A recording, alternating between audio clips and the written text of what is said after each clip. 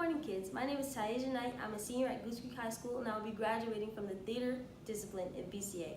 I'm also in Renaissance. Today, I will be reading The Berenstain Bears and the Bad Habit by Stan and Jan Berenstain.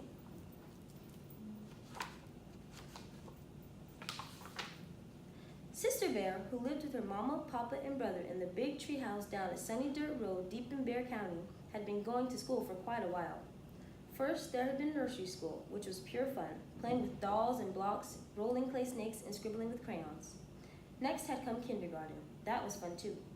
There was marching games and rhythm band. She also learned a lot of numbers in kindergarten, and most of the alphabet. Now Sister was in first grade. Regular school was different. It was still fun, and she liked Teacher Jane very much, but it wasn't all fun. There was quite a lot of numbers, spelling, numbers problems, all kinds of things. In regular school, you have to concentrate, and sometimes when you concentrate, you form little nervous habits. That's what happened to some of the cubs in Teacher Jane's class. Lizzie twirled her fur, twirl, twirl, twirl. Freddie scratched his head, scratch, scratch, scratch. Norman sucked his thumb, suck, suck, suck. And Sister nibbled at her nails, nibble, nibble, nibble, nibble. Before she knew it, she had nibbled them down to nubbins. In fact, she nibbled them so far that some of her fingers were getting sore. "Oh dear," said Mama Bear to Sister when the cubs got home from school one day. "You've nibbled your nails down to nubbins. In fact, you've nibbled them clean off. How did it happen?" "I'm not exactly sure, Mama," Sister said, "but some of them are getting sore."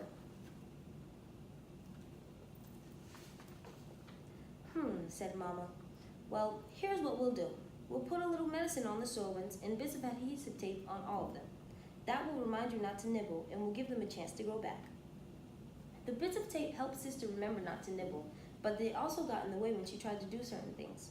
It's very hard to hold a pencil with tape all over your fingertips, or tune the TV, or scratch when you have an itch. And when Sister tried to play jacks, she couldn't get higher than twosies. But worst of all, the bits of tape told the whole world that Sister Bear was a nail biter.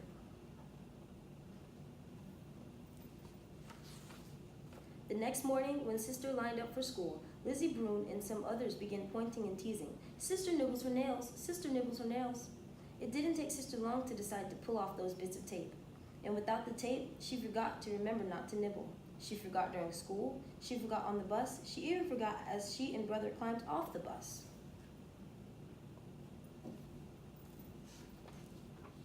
"You're going to have to cut that out, sis," said brother, "or you'll get to be a regular full-time nail biter."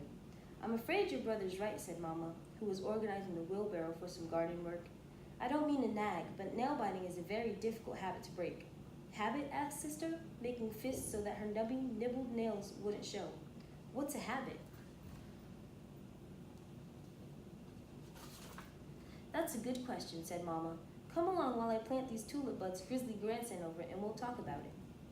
"A habit," Mama said as she pushed the wheelbarrow along the well-worn path, "is something you do so often you don't even have to think about it. Habits are a very important part of our lives, and most of them are good, like brushing your teeth and combing your fur when you get up in the morning and looking both ways before you cross a road. But some habits aren't so good. Like nail biting?" asked Sister. "You would like to have your nice nails grow back, wouldn't you?" was Mama's answer. "Oh yes," said Sister, "but I keep forgetting. Why is it so hard to remember?"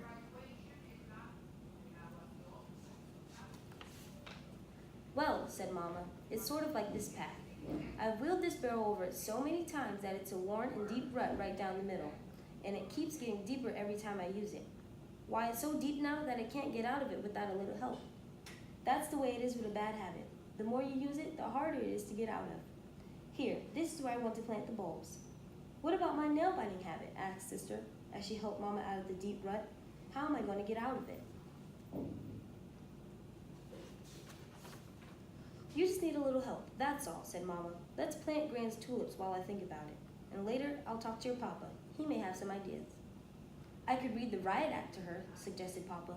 "You know, nail biting is an outrageous, disgraceful habit, and if you don't stop it immediately—" "Dear me, no," said Mama. "Nail biting is a kind of nervous habit, and shouting and threatening will just make her more nervous." "I suppose so," said Papa thoughtfully. "Perhaps some sort of reward will help. A bit of money. Let's say a dime for every day she doesn't bite her nails." Before Mama could answer, Sister Bear, who had been nervously nibbling in the next room, popped in and said, "A dime? 10 whole cents every day just for not biting my nails?" "That's right," said Papa, "until the habit's broken." "I'll never nibble again," she said as she thought of all those lovely dimes she was going to get. But the way it turned out, she didn't get a single dime. All she got was discouraged. A day is a long time, and habits are powerful, especially bad habits. Even with the promise of a dime, Sister couldn't remember not to nibble. Mama and Papa got discouraged too. "Oh well," sighed Mama. "Life goes on. I must call Gran and thank her for the tulip buds." "Oh, you're very welcome, my dear," said Gran when Mama called. "And how is everything at your house?" "Is that so? You know I was a nail biter when I was a cub, and my mama helped me to stop. What have you tried so far?"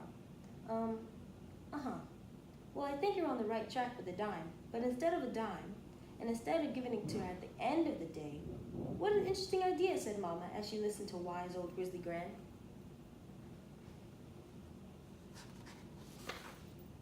So they tried Gran's idea. Instead of a dime at the end of each day, they gave Sister 10 pennies, one for each nail, at the beginning of each day. 10 pennies to keep, unless she nibbled. And with those pennies in her pocket, jiggling when she got on the school bus, jiggling when she jumped rope in the schoolyard, just waiting to be remembered when some nail decided it needed a nibble. The plan worked.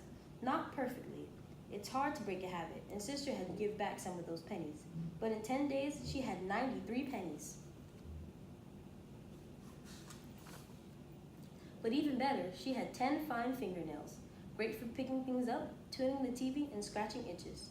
And the next time she played jacks, she got all the way to tensies. "Phew," said Papa Bear, "I'm glad that's over." "Yes, indeed," agreed Mama, breathing a sigh of relief. That's when Brother Bear looked at his fingernails and piped up, "You know, I think I might start biting my nails. I could use the money." "I certainly hope you're joking," roared Papa, "because if you're not—" I'm joking," interrupted Brother, and he was, sort of.